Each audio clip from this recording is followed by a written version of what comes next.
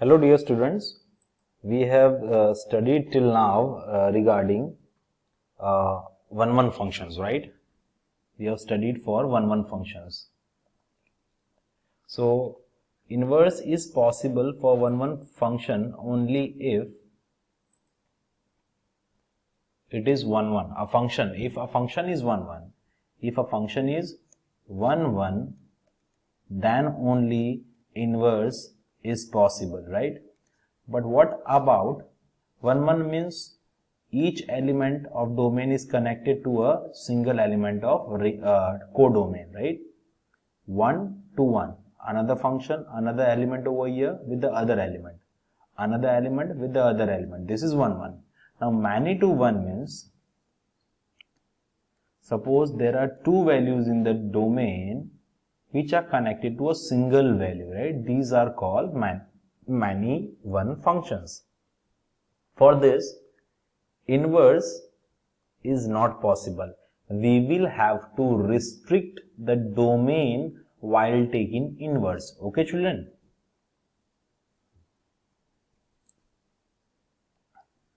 The function y equals to x square, x belongs to real number, is not 1-1, because if I take 1 square, if I take the value of x equals to 1, so y equals to 1 square, that is 1. If I take the value of x equals to minus 1, y equals to minus 1 square, that is again 1, right?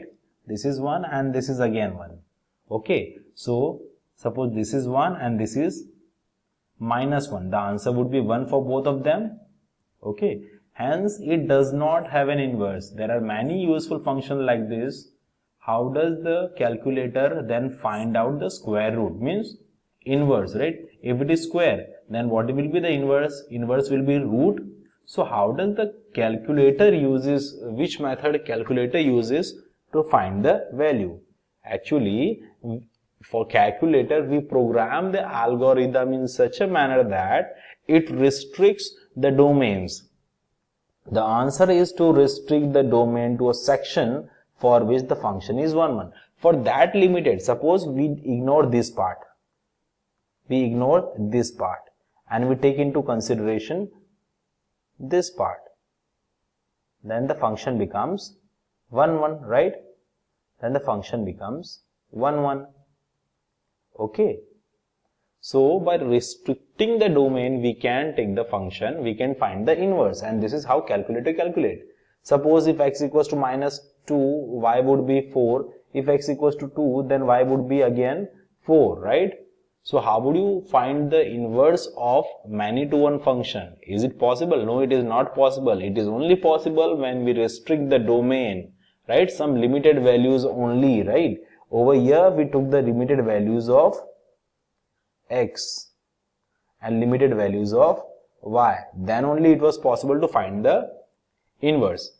The answer is to restrict the domain to a section for which the function is 1-1. For this side only. For these values only. Suppose I restricted till here. I ignored this part. Okay, we are ignoring this part. We are ignoring this part. So for this part, the function became 1-1. See, for this particular value, the inverse would be this x. For this particular value, the inverse would be this x. Okay. Now see children, suppose x belongs to real number. That is, value of x is taken from 1 to 3. Suppose this is 1, this is 2, this is 3. This is one possible restriction, but not very useful one. Okay, this is a possible restriction we can take, right? But can you see this? This part is not considered. But let us take another part. Suppose x is x belongs to real number and x greater than all the greater than 0. All the values greater than 0 means all this x. I am talking about all this x. Okay. For this part, we are getting these values of y. Right, children? We are getting these values of y. This is maximum size we can make the domain. This is the maximum size of the domain which can be restricted to obtain 1-1 function. This one is used in calculator. for x belonging to real number x, when x is less than 0, right? This is one way and this is another way. Suppose our x are less than 0, that is x are negative. So y would be this. This became 1, 1. Okay. Using the standard restrictions, x belongs to real number x greater than equal to 0, the graph of this fx equals to x square, we would be able to obtain the inverse of this graph for all x greater than equal to 0. Okay. I am not taking negative numbers because I won't be able to get root of negative numbers, right? Now how to find inverse? Suppose I have a function fx equals to x square. Substitute this as y equals to x square. Make x as a subject, x equals to root y. Now interchange y with x and x with y equals to root x. This will be my inverse function. This will be my inverse function for restricted domain. Which restricted domain? That is x greater than equal to 0. Okay, children. If we have restricted the domain, then only we can obtain inverse of many to one function. See, this was my function. Okay. So this is my function. Actually, the function was going beyond this, like this. But we have only taken x greater than equal to 0. We have only taken x greater than equal to 0. So this is our function. This is line y equals to x. This is line y equals to x. So its mirror image. Can you see this mirror image? This is the mirror image of the function. And we obtained f inverse. This was our f. This blue line, sorry, this is green line. Green line is our function and blue curve is our inverse for restricted domain. Okay, children.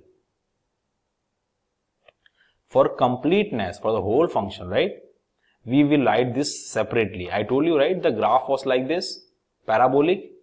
Okay, inverse was this side, but I am only taking into consideration now the negative values, for the negative values. Just now we did for positive values, right, children? We did for positive values of x, these all values. Now we are doing for negative values. Okay, for negative value the function goes like this. This is the line y equals to x and the mirror image will give me the inverse of the function. Okay, for suppose this is the function gx equals to x square, x belongs to real number x less than 0. For all the x less than 0, these all values.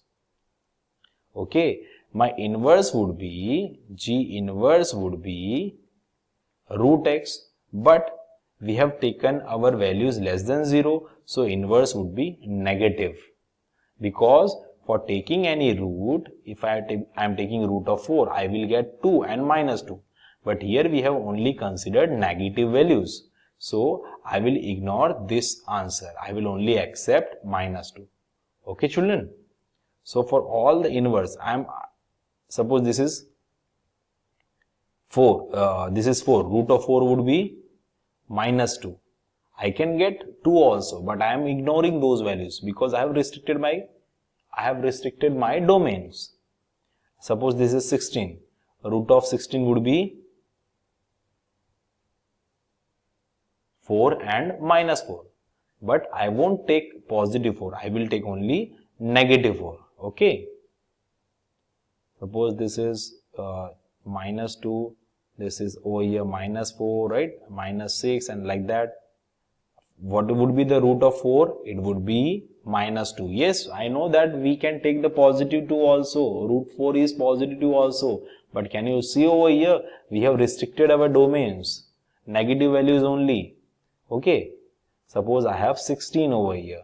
So what would be root of 16? I know it is root of 16 would be 4 also and minus 4 also. But we have restricted our domains. So I will be only taking minus 4. Okay, children. Note that when you are finding the formula for an inverse involving a square root, very important for square root, You must be careful to choose the correct root, either positive and negative. Suppose we are taking for positive, so G inverse would be G inverse of x would be root of x for x greater than equal to 0. But when it is negative, it would be minus root of x for x less than equal to 0. Okay, children? See, over here, I had taken all the values less than, means we had taken only negative values. Okay, then I will be getting values on y-axis. Okay, now to find inverse of this, I will place minus sign in front. Okay, minus under root x. Okay, x belongs to real number and x must be greater than equal to 0, right? You cannot find the root of negative number, right? Nobody can find the root of negative number. That is imaginary number and that is considered a complex number. Okay, when value of x is greater than equal to 0, you will get the answer. Okay, and substitute minus sign over here because you are finding we have restricted our domains for negative numbers, that for minus sign. These are your homework questions, children.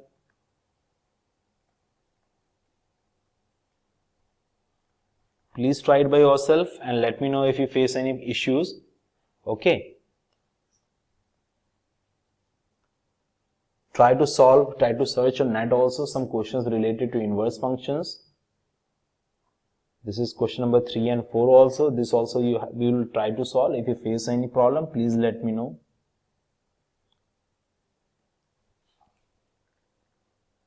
Now children, let us move ahead.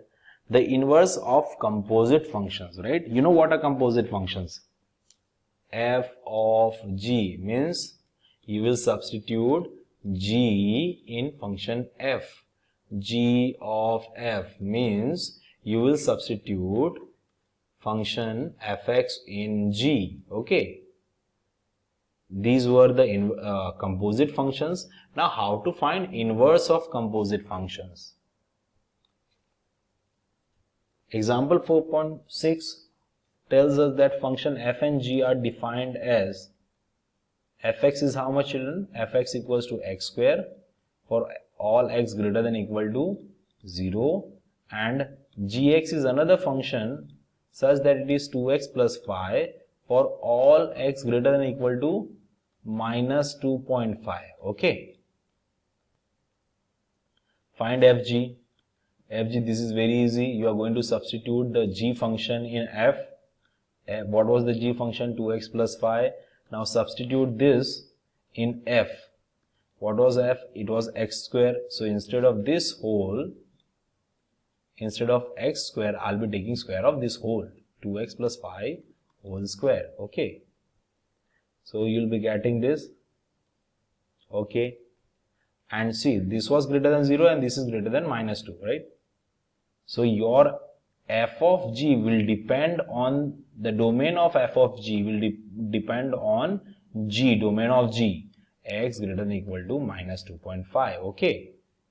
For f of g, domain will be x greater than equal to minus 2.5. Now f inverse. Suppose how to find f inverse? Fx equals to x square, take y equals to x square, x would be root of x. Okay. X would be root of y. Now replace y with x. So f inverse of x would be root of x. See children, over here our values were x greater than 0. So over here my value would be positive, not negative. Okay, x greater than equal to 0. This is inverse. Now similarly you will find g inverse. Then you will find g inverse also. Now what you are going to do? F inverse g inverse means you are going to substitute g inverse in f inverse. Okay. So you are going to substitute g inverse. What was g inverse? It was half x minus 5. What was f inverse? It was root x. So simply you will substitute this in f inverse. Half x minus 5. Okay children. And I told you all that the value will depend on the second function. The domain will depend on the second function. G inverse was, the domain was x greater than or equal to 0. So f inverse G inverse for this composite function, same, our domain would be same, because it will depend on the second function. This will be our domain. Okay children. Similarly, you will go for G inverse F inverse. Okay. Now look over here. First of all, you will substitute G in F. Then you will substitute F in G inverse. Then G inverse in F inverse. You will get a big composite function. Okay. You will get a big composite function. And at the end, our domain will depend on, what was G? No, it is restricted. G inverse, yes. Our domain will depend on G inverse. See children, we are taking two functions together, okay?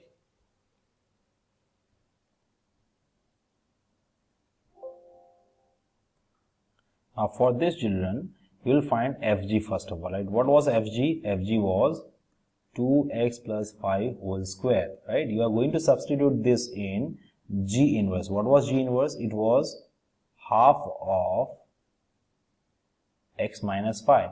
So half of this becomes x minus 5, right? Now you obtain G inverse for Fg. You obtain, first of all, you substituted G in F. Then that same function is, the whole composite function is substituted in G inverse. After that, this composite function is substituted into F inverse. Now what is F inverse? F inverse is root of x. So you obtained G inverse, right? You obtained G inverse of Fg. Now substitute that G inverse of Fg in F inverse. What is F inverse? It is root of x, right? Whatever the value you substitute root of x. Our x is this big. Okay. So I substituted root half 2x plus 5 whole square minus 5. Okay. Similarly for other composite functions also, try to solve it by yourself. Notice that since G inverse of F inverse of Fg is a function of x itself. Okay. Fg inverse equals to G inverse F inverse. Fg inverse equals to, just interchange them, G inverse F inverse. To find the inverse of composite, find the inverse of each component. See, we found the inverse of each component. Reverse the order, right? Suppose there is a composite function Fg, and if I want to find its inverse, what you are going to do? You are going to find inverse of each component and you will reverse the order. Okay, easy. Find the inverse of each component and reverse the order. This is illustrated over here. This is my function. Okay, Fg. This is function G. Fg means combining both of them. G inverse will take a U-turn backside. F inverse will take a backside turn. Okay. In short, Fg whole inverse equals to G inverse of F inverse. Means F inverse is substituted in G inverse. Over here, G is substituted in F and then we are finding inverse. Clear children? The functions f and g are defined as fx equals to x square, fx equals to x square and gx equals to 2x plus 3. Okay. Solve the equation f of gx equals to 121. Means you will substitute gx in fx. What is gx? Gx is 2x plus 3. You are going to substitute that in see, I am keeping this function gx. substitute that in f. So 2x plus 3 whole square equals to 121. Okay, expand this. How would you solve? Expand this. A plus b whole square, 4x square plus 3 to 6 to the 12x plus 9 equals to 121. Okay, take it on this side and then solve the quadratic equation. See children, you can solve that way, and the other way is put y equals to gx, f of y equals to 121, y equals to 121. Just take a look at the expression again.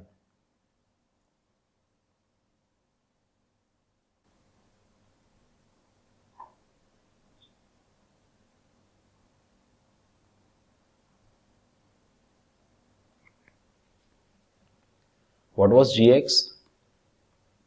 2x plus 3, right? F of gx equals to 121. Okay.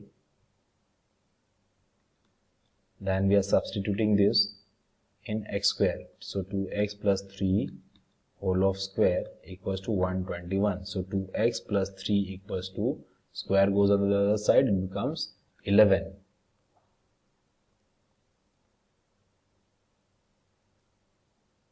We have to restrict the domains over here. Yes, 11. We got 11. Right? The same thing what we were doing.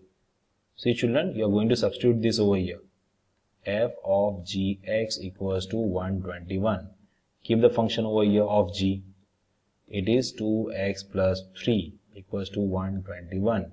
When you substitute this in f, you will have 2x plus 3 whole square equals to 121. Square goes on the other side. 2x plus 3 equals to 11. 2x equals to 11 minus 3. 11 minus 3 is 8. 2x equals to 8. X equals to 4. See, x equals to 4. Find the formula for f of gx. Means you are going to substitute g in f. You are going to substitute g. What was g? G was 2x plus 3. And that you are going to substitute in f. What was f? It was x square. Instead of x, we are having this 2x plus 3 square. Okay. Now you solve that also. You can get x equals to 4. Find the formula for f of g inverse. Means I told you g inverse, f inverse, reverse the order. Okay. The third part. We are talking about the third part. Third part. Find a formula for this. Notice that all three approaches all lead to same calculations. By any way, for all these values, right, whatever we are solving, in this question we are solving this, in the previous question we are solving for this, again in the previous question we were solving for this.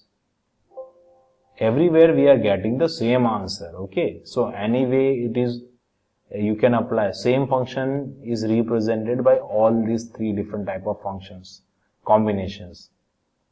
These are your homework questions, children. Please try to solve this. If you face any problem, please let me know so that I can guide you. Okay, search on internet also for some other examples and some questions for your better clarification, and feel free to ask me. Okay, these are your homework questions, 6 questions. Okay. Okay children, that's all for today. Thank you very much.